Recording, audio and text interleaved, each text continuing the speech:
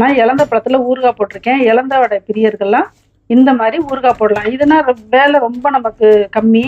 அப்புறம் டக்குன்னு செஞ்சிடலாம்.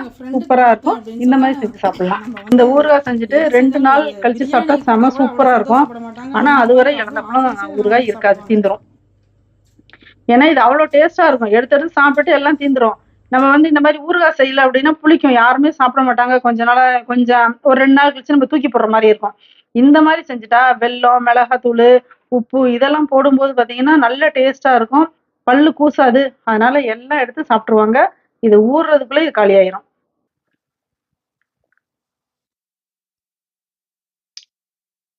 சூப்பரா இருக்கு. இனிப்பு, காரம், உப்பு எல்லாம் செமையா இருக்குது.